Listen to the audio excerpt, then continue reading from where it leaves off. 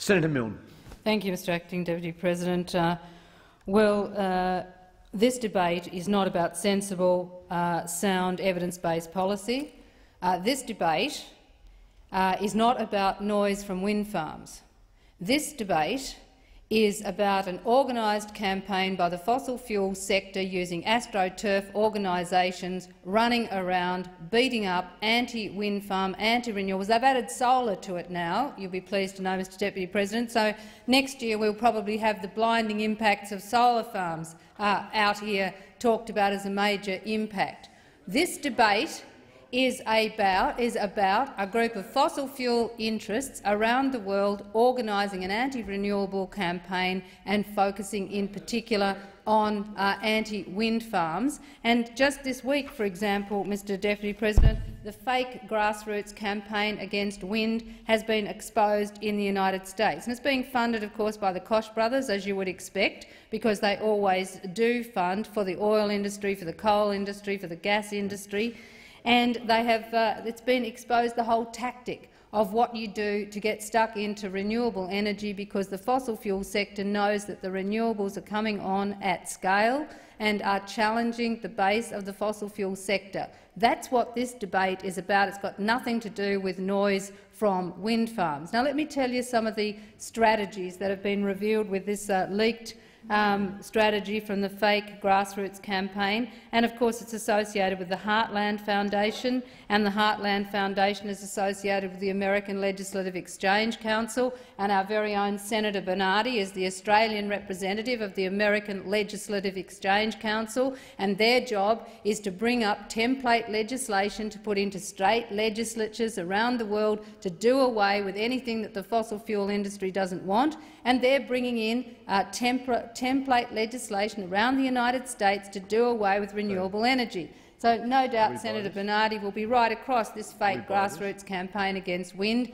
because the organisation for which he is the Australian representative and spokesperson will be providing him with all that information. And of course we had here previously Family First Senator Fielding, who went off to the Heartland Foundation because they are one of the leading think tanks of global climate sceptics. This is organised by people who want to delay and not address climate change, and it is the most bogus and disgraceful campaign running around the world. But they're having extraordinary success, and the Baillieu government's decision in Victoria to do in wind in Victoria is completely and utterly a result of this bogus campaign being run by the fossil fuel sector.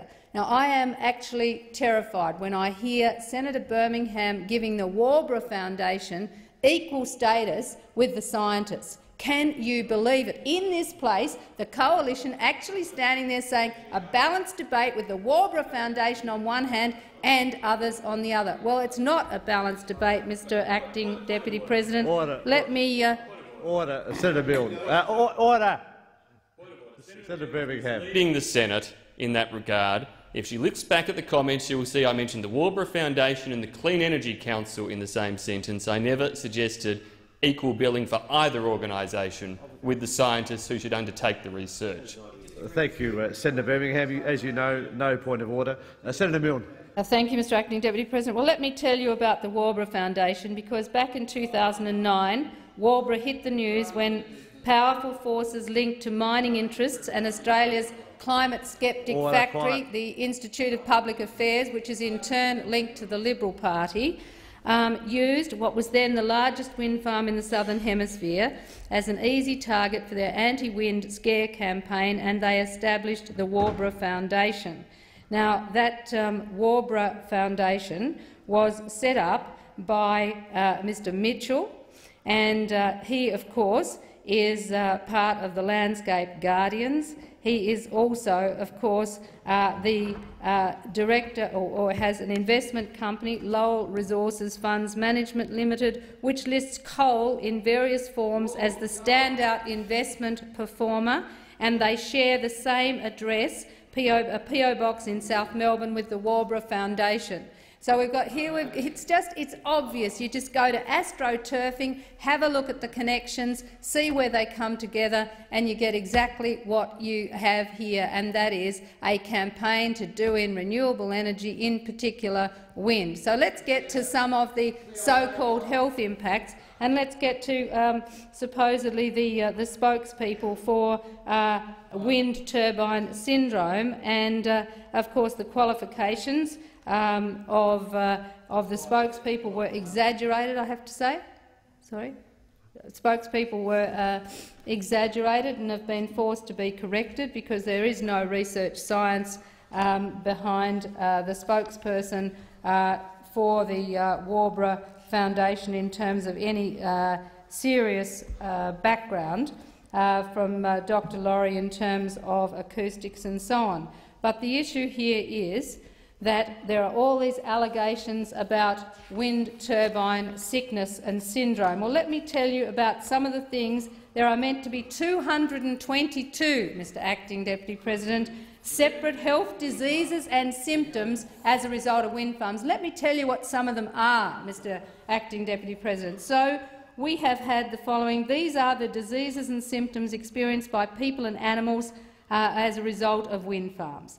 Dental infections, feet sores, and they wouldn't heal till they moved out of the house, kidney damage, leukemia, skin and lung cancer, nausea, children losing interest in school and refusing to go to school, spontaneous abortions by horses, chickens, and chickens laying yolkless eggs, peacock mating problems, earthworms abandoning the properties, and the sudden death of 400 goats. Now, come on. Come on, we've just heard Senator Birmingham telling us we should be taking this seriously and we should equally weigh up the claims of the Warbra Foundation and so on. The science community is out there saying this is ridiculous, and the scientists concerned have said that what with wind farm syndrome is actually psychogenic condition, that people are told that they're going to be sick, and if they don't have a financial interest in the wind farm, then suddenly they get sick. But isn't it interesting that where people have a financial interest in the wind farm, whether it's been a lease arrangement or whether there's been a joint venture, those people don't get sick? Now, I find that an extraordinary thing. If you've got a financial interest, you don't get sick. If you just don't like looking at it and you haven't got any money in it, and you might have a resource, a fossil fuel industry, well, then it's a different thing. Now, the other thing that's fascinating is we hear Senator Birmingham terribly worried about setbacks for wind farms. Well, what about coal seam gas? And I'm going to come to that because he was suggesting that there is some equivalence between wind farms and coal seam gas. Well, let me tell Senator Birmingham, coal seam gas actually requires a physical intervention which results in gas coming up and fugitive emissions which are going to atmosphere, which are methane emissions, which are driving climate change. They are scientific facts, evidence-based facts. There is no equivalence whatsoever to suggest you're going to look at these two things as if they are somehow equivalent. That is a load of nonsense. And the other thing, Mr Acting Deputy President, there are thousands of wind turbines in Germany, in Denmark and in Spain. But those people haven't got wind turbine syndrome. How is it possible that the Germans, the Danes and the Spaniards don't get sick, but people in North America or Australia get sick? How is that possible? Well, there's a lot to suggest that actually there is no such thing as these illnesses other than psychosomatic, because what we're getting is a whole lot of the literature, this bogus literature which is not peer-reviewed. It's all written in English, overwhelmingly. And so it's not until you read about it in English, apparently, that you get sick, and so the Spanish, the Germans and the Danes don't get sick at all. But where is the concern by coal dust and particulate matter from coal mines, which is causing illnesses, which again is evidence-based and documented? Nobody, it seems, in the coalition is the least bit concerned about the real health impacts that are already occurring as a result of expanded coal mining, coal seam gas and the like.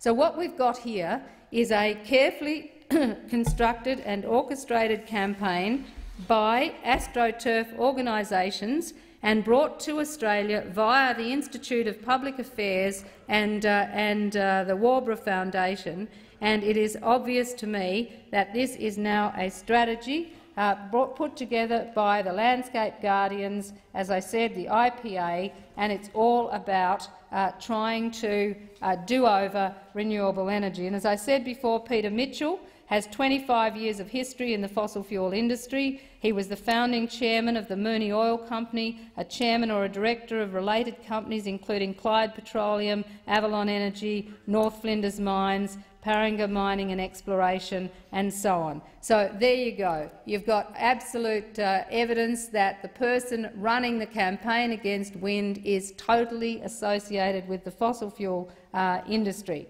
Like the Landscape Guardians, the Waubra Foundation is highly secretive. There's no information about its funding or its sponsorship. The audited financial statements of the Landscape Guardians contain no expenditure, but money seems to be no object to them. They've got full-time campaigners, an advertising budget, travelling expenses, a media monitoring service, and yet they have no expenditure in terms of their audited financial statements. So how is it so? How is it so? Now, Professor Simon Chapman notes most wind farms around the world and in Australia have no history of complaints, and most of those which do have seen the local area targeted by external anti-wind farm activists who spread panic and tell frightened locals to report anything they might experience to their doctor. The activist groups even provide symptom memos to assist residents in case they hadn't actually identified the symptoms for themselves. Now, this is an absolutely appalling situation, and at the Senate inquiry we had Mr Holmes à Court, who is chairman of the Hepburn Wind Farm, and he submitted a leaked running sheet from the Australian Environment Foundation, and it was addressed to the Guardians, detailing the strategy for a protest at Leonards Hill, including the signage to be held up by the crowd of predominantly outsiders. We also know that the Australian Environment Foundation is an AstroTurf organisation. Again, it's funded by vested interests, and it's designed to look like, of course, the Australian Conservation Foundation, and that's been a long-term subject of concern. And of course, the Environment Foundation's Executive Director, Mac Rees, is Executive Director of another anti-renewables group, the Australian Climate Science Coalition, one of over 100 climate sceptic astroturfers, and who funds them. And there's some evidence to suggest it could be Exxon, and I'd be very interested to know, and in fact, if they come clean about whether it is Exxon. So as to the actual particulars of the legislation, one of the most ridiculous parts of this legislation is, and just listen to this, Mr Deputy President, the bill would empower the Clean Energy Regulator to suspend accreditation of a power station if they believe the power station is being operated in contravention of a law, written or unwritten. A law, written or unwritten. Now, the Australian Energy Regulator shutting down a power station on the basis of an unwritten law. What does that mean, Mr Deputy President? The law of whom or what? This is a silly idea, and it's a nonsense. As to the suggestion in terms of the decibel standards, well, actually the Australian states already regulate wind farms to a tougher standard than is being proposed by Senator Madigan in this bill. Now, whether Senator Madigan and Senator Xenophon are aware of the extent of astroturfing, the links of all these organisations to the fossil fuel sector, the broader campaign against renewables that is being run and showing up as an anti-wind farm campaign, I have no idea the extent to which they know that, understand that, or whatever. But there is absolutely no science base to the allegations that are being made, and as Professor Simon Chapman has noted, What we have now is a psychogenic condition, and that's what, if a condition needs to be treated, it is that.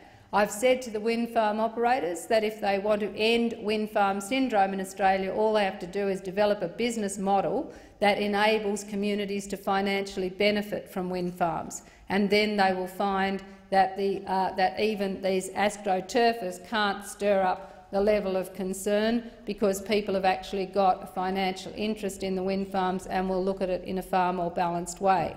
But we have got a serious crisis on here, Mr Deputy President. We have the world meeting in Doha right now, with the globe on track for 3 to 4 degrees of warming. Today in Victoria we have a heat wave expected. In Western Australia, storms. We've got all around the World Meteorological Organisation released overnight the latest impacts of global warming. And make no mistake, the people running the anti-wind farm campaign, anti-renewables campaign, do not want the world to act on climate change and want to actually derail renewable energy, as this leaked memo out of the United States just shows, that this is a fake campaign being run by those vested interests. And the tactics they are suggesting are partnering with think tanks across the political spectrum, such as the Brookings Institute, the Cato Institute, the Heartland Institute, ALEC, and, as I said, no doubt the IPA is up to their necks in it as well. It's to encourage critical thinking from members and the public about renewables, to recruit volunteers without establishing a formal national organisation, using them as lobbying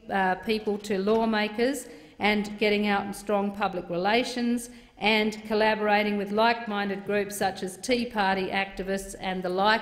And of course in Australia that's exactly what's happening here. So I think this Senate needs to recognise, A, this bill has no merit, and I'd be interested to know whether the coalition thinks the energy regulator should be able to shut down a power generator on the basis of laws written or unwritten. But we have a bill which the committee found comprehensively ought not to be passed, and the committee obviously rejected the voodoo science that is being put forward in many of these cases. And as I said, 222 separate health diseases and symptoms supposedly experienced by people as a result of wind farms for which there is no substance. But the bigger issue here is, if we are to actually try to constrain global warming to less than 2 degrees, we have to get to 100% renewables as quickly as possible. We need appropriate planning laws, there is no doubt about that. But what we don't need is astroturf organisations which are driving fear into communities, actually fake fear, bringing in people from outside in order to frighten communities to try and knock over wind farms because they interfere with the vested interests of the fossil fuel sector. That is what we're going on here, and I'm not surprised, of course, when you've got the IPA linked to Heartland and the other organisations in the US. Senator Bernardi is spokesperson for the American Legislative Exchange Council, the Liberal Party's connections to the Institute of Public Affairs. No wonder we've got all this happening in Australia, but it is part of climate scepticism, climate denial, or reality of climate change and a deliberate strategy to do over renewable energy. And I don't think this Senate should have any part of it. And if, before the Waubra Foundation expects anyone to take them seriously, then they should start coming out with their financial statements and make it plain as to where they get their funding. And until we get an idea of where they get their funding, then I'm going to stand by the claim that I am making, that they are an astroturf organisation for the fossil fuel sector who are meddling in public debate in Australia, and that I do credit them with success with the Baillieu government in Victoria. And the sooner that the Baillieu government gets over it and recognises that they are doing in the prospect of wind energy in Victoria, which is being picked up elsewhere in the country, of course, and I think Senators Xenophon and Senator Madigan are part of a campaign against wind energy and renewables in Australia, and that is a very bad thing in terms of responding to the climate crisis. and responding to the very real health impacts. If you want to get to health impacts, let's deal with the health impacts of particulate matter and coal, for example. Let's deal with methane from coal seam gas emissions rather than these AstroTurf organisations' claims, which I believe are voodoo science. Voodoo science.